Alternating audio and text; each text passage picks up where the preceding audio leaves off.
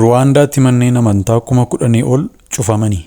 Xiinxala cufamuu manneen amantaa Ruwaandaa irratti mootummaan Ruwaandaa manneen amantaa seeraan alaa babal'achaa jiran to'achuuf tarkaanfii jabaa fudhateen manneen amantaa 10,000 ol cufeera.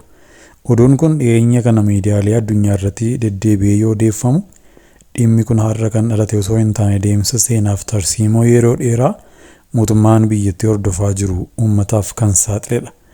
Adeemsi kun seera bara 2018 bahe haala dambii eegsisuutiin waggoota 5 darban keessatti hojiirra oolaa ture irratti kan hundaa'edha. Tarkaanfiin kun jalqaba bara 2018 keessa yeroo seerri haaraa ba'u manneen amantaa 7,000 ta'an irratti fudhatamee ture. Haa ta'u malee mootummaan pirezidaantii Pool Kaagaamee gocha kana yeroo dheeraaf ittisuuf qorannoo isaa itti fufuun ji'oota dhiyeenya darban keessas manneen amantaa dabalataa 10,000 lakkaa'aman tarkaanfii wal fakkaataa irratti fudhatee jira. Sababoota ijoo tarkaanfichaa: gaggeessitootni amantaa hedduun amantoota yookaan hordoftoota hiyyeeyyii goyyomsuun maallaqa isaanii saamuu fi amanticha bifa daldalaatiin gaggeessuu isaanii. Lallabdoonni yookiin qeesotni barnoota sadarkaa amantaa digirii yookaan diippiloomaa osoo hin qabaatiin manneen amantaa dhuunfaa baay'inaan bananii lallabuu isaanii. Manneen amantaa baay'een iddoo qulqullina dhuunfaa, mana fincaaniif bishaan gahaa ta'e kan hin qabne ta'uu fi tokko tokko immoo holqa yookaan dunkaana keessatti namoota walitti qabuun lubbuu isaaniif balaaf saaxiluu isaanii. Meeshaalee sagalee ol kaastuu yookaan loud speakers namoota mana isaanii jiran jeequu fi mandara keessa sagalee ol kaasuun lallabuun boqonnaa hawaasaa dhowwachuu isaanii. Mootummaan Ruwaandaa tarkaanfii kanaan nagaa, qulqullinaaf guddina hawaasaa isaa mirkaneessuuf akka kaayyeeffate dubbatus gama biraatiin falmii jabaa uumee jira. Miidiyaaleen gurguddoon akka BBC, Reuters, Agence France Presse, TRT, World, France 24 fi African News dhimma kana yeroo dheeraaf hordofuun gabaasa bal'aa dhiyeessaa turaniiru. Gama tokkoon amantiin akka meeshaa saamichaa fi daldala dhuunfaatti ooluu hin qabu jechuun tarkaanfiin kun hawaasa hiyyeessa goyyomsaa jalaa baraaruuf gargaara jedhamaa kan jirudha. Maddi BBC, Reuters, AFP, TRT, World, France 24 fi African News. Keeniyaatti oduun qaama saala namoota irraa badaa jira jedhamu soba jedhame. Keeniyaatti oduun qaama saala namoota irraa badaa jira jedhamu soba jechuun poolisiin biyyattii beeksise. Dhibbana lammiileen Keeniyaa bilbila haaraa hin beekamne yoo bilbilameef kaasuu irraa of qusachaa jiraachuu isaanii maddeen oduu Keeniyaa gabaasaa jiru. Sababni isaa immoo bilbilli hin beekamne yookaan bilbilli haaraan yoo bilbilame qaama saalaatu bada jechuun akka ta'e himama. Sababa kana irraa kan ka'e lammiileen Keeniyaa qaamni saala namoota jalaa badaa jira jechuun bilbila haaraa kaasaa hin jiran. Dhiyeenya kana Keeniyaa keessatti namoonni hedduun lakkoofsa bilbilaa hin beekamneen yoo siif bilbilame hin kaasinaa, qaamni saalaa keessan ni bada yookaan isin duraa xiqqaataa jedhanii wal akeekkachiisaa jiru. Dubbiin kun ammoo biyyattii keessatti yaaddoo guddaa uumaa jira. Dabalataan namni ati hin beekne yoo qaama kee tuqe qaamni saalaa keessi jalaa bada jechuun namoonni hedduun Keeniyaa keessatti wal akeekkachiisaa jiru. Odeeffannoon qaamni saalaa namoota jalaa badaa akka jiru himu kun jalqaba naannoo Kwaalee keessatti kan mul'ate yommuu ta'u, oduun kun saffisaan gara Mombaasaaf kutaalee biyyattii garaagaraatti babal'atee jira. Dhimmichumaan wal qabatee namoonni lama lallabdoonni mana amantii tokko yeroo nagaa nu gaafatan qaamni saalaa keenya nu jalaa badaniiru jechuun himatanii kan jiran yommuu ta'u, odeeffannoon ajaa'ibaa kun hawaasa tasgabbii dhorkee jira. Hanga ammaatti dhugaan qaamni saalaa namoota bilbila hin beekamneen wal qabatee badee ni jira. Gaaffii jedhuuf poolisoonni Keeniyaa qorannoo gaggeessaa jiru. Ragaan naannicharraa bahaa jiru akka akeekutti Keeniyaa keessa bakka garaagaraatti namoonni baay'een qaamni saalaa keenya nu jalaa badee jira jedhanii himataa jiru. Haa ta'u malee oduun kun soba akka ta'eef himata sobaa akka ta'e poolisiin biyyattii himee jira. Keeniyaa kutaa bulchiinsa Mombaasaatti Koomishinarri Mohammad Noor akka jedhanitti humni nageenyaaf ogeeyyiin fayyaa hospitaalota naannichaa hunda keessatti qorannoo gadi fagoo taasisuu isaanii himanii jiru. Qaamni saalaa dhabame tokko illeen akka hin jirree fi namoonni himatanis qaamni saalaa isaanii fayyaa akka ta'e Koomishinarri Mohammad Noor miidiyaaleef ibsanii jiru.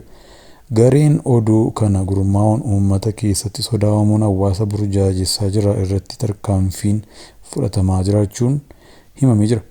Odeeffannoon kun daangaa Keeniyaa irra dabruun Itoophiyaa keessatti naannoo Oromiyaa naannawaa Mooyaalee fi Boorana keessatti illee himamaa jira. Hojiin daldalaa fi sochiin namoota sababa oduu kanaatiin jeeqamee kan jiru yoo ta'u, iddoon tokko tokko immoo odeeffannoo qaamni saalaa namoota jalaa badaa jiraachuun wal qabatee himamu kanaan jeequmsi uumameera.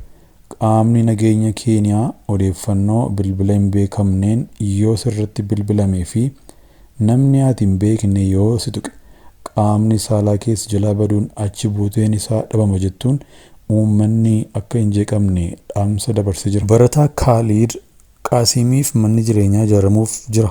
Biiroo Barnoota Oromiyaa barataa Kaaliid Qaasimiif mana jireenyaa ijaaruuf waadaa seene. Jireenyi yeroo tokko tokko roomsa ulfaataa namatti fiddi.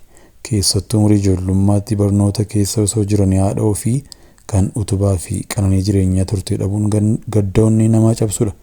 Barataa Kaaliid dhiyeenya kana harmee isaa of cinaa dhabuun qormaata kutaa 8ffaa fudhachuun isaa kan yaadatamudha. Biiroon Barnoota Oromiyaa tarkaanfii obbolummaa fi namummaa guddaa agarsiisuun mana jireenyaa guutuu ijaaraa akka kennuuf waadaa kan seene yoo ta'u, kutaan magaalaa Yekkaa Xaafoo immoo lafa mana jireenyaa qopheessee kenneera. Bootolaa Bariisoo itti gaafatamaa Biiroo Barnoota Oromiyaa achitti argamuun gocha namummaa fi lammummaa bulchiinsi kutaa magaalaa Yekkaa Xaafoo taasisan kana dinqisiifachuun barataa Kaaliid haadha isaa dhabuun gadda guddaa keessa jiraatus mana barumsaa fi bulchiinsa magaalaa akka firaaf utubaa isaatti cinaa dhaabbachuun muuxannoo gaarii fi fakkeenya namummaa jabaa caasaan barnoota keenya hunduu irraa barachuu qabudha jedhanii jiru.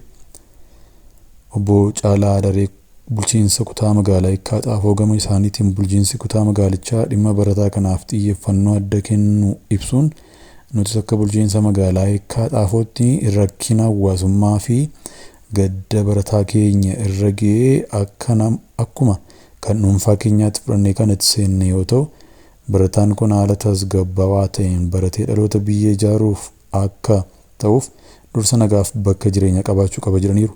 Haaluma kanaan Biiroon Barnoota Oromiyaa waliin qindoomuun ijaarsa mana kanaas bulchiinsi keenya dhiyeenyaan hordofuun yeroo gabaabaa keessatti akka xumuramu ni taasisa jedhanii jiru. Harri guyyaa kee guyyaa injifannooti.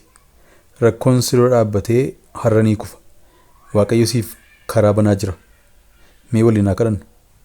Yaa abbaa keenya isa waaqarra jiraattu, galanni siif haa ta'u guyyaa haaraa kanaaf. Har'a injifannoo keetiin nu uwwisii rakkoo hunda mee waliin haa kadhannu. Yaa abbaa keenya isa waaqarra jiraattu, galanni siif haa ta'u guyyaa haaraa kanaaf.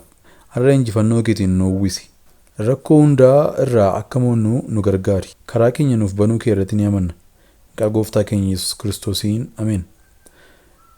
Ergaa gara Roomaa boqonnaa 8 lakkoofsa 37 akkas jedha. Waan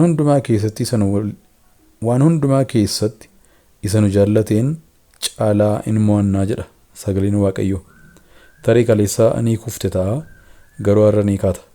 Rakkoon ati keessa jirtu guddaa fakkaachuu danda'a, garuu Waaqayyo kee caalaatti guddaadha. Balballi cufamee ni jira laata? Waaqayyo balbala haaraa siif bana.